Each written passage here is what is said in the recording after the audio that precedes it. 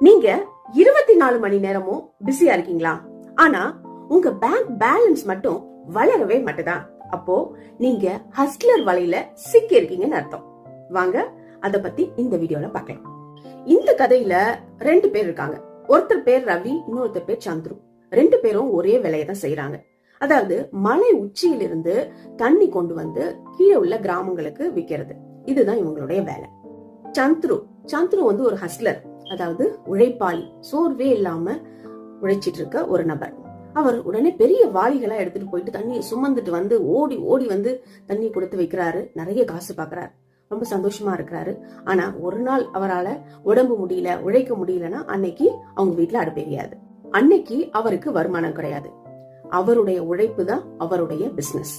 இதுதான் குழப்பநிலை. ரவி பாத்தீங்கன்னா ரவி ஒரு பில்டர்னு சொல்லலாம். ஏன்னா அவர் வந்து ஒரு கட்டமைப்பை உருவாக்குறவர். இவரு வாளியை எடுத்தாரு, இவரும் தண்ணியை சுமந்து வந்து விற்கிறாரு. ஆனாலும் அவருடைய உழைப்புல ஒரு பகுதி நேரத்தை எடுத்து அவர் கால்வாய் உருவாக்க நேரத்தை செலவு பண்றாரு. கால்வாய் குழிகளை நோண்டி மலையிலிருந்து தண்ணி கீழே வருவதற்காக கால்வாய் நோண்டி அவர் அந்த வேலையை பாக்குறாரு. ஊர் மக்கள்லாம் ரவியை பார்த்து சிரிச்சாங்க. பொழைக்க தெரியாதவன், வாளி எடுத்தமா, தண்ணியை சுமந்தமா, வித்தமா, காசு பார்த்தமான்னு இல்லாம இப்பதான் கால்வாய் வெட்டுறானா, குழிய நோன்றானா, இதெல்லாம் நடக்கிற காரியமா அப்படின்னு எல்லாம் அவனை ஏளனமா பேசினாங்க.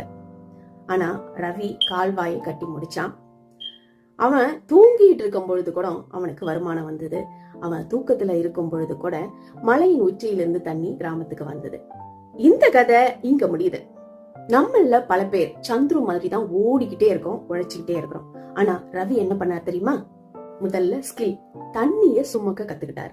2வது அந்த தண்ணிய எப்படி வேகமா கொண்டு வர்றன்ற அந்த முறை, ப்ராசஸ கத்துக்கிட்டாரு. அடுத்தது ஒரு சிஸ்டம், தான் இல்லாமலே கூட அந்த வேலை நடக்க ஒரு கால்வாய், ஒரு இன்ஃப்ராஸ்ட்ரக்சரை உருவாக்குனார். கடைசியில அவருக்கு உண்மையான நேரம், சுதந்திரம் கிடைத்தது. இப்ப புரியுதா? நம்ம என்னதான் ஓடி ஓடி உழைச்சாலும், மாங்கு வேலை பார்த்தாலும் வெற்றி எப்படி வந்து சேருதுன்னு பாத்தீங்களா?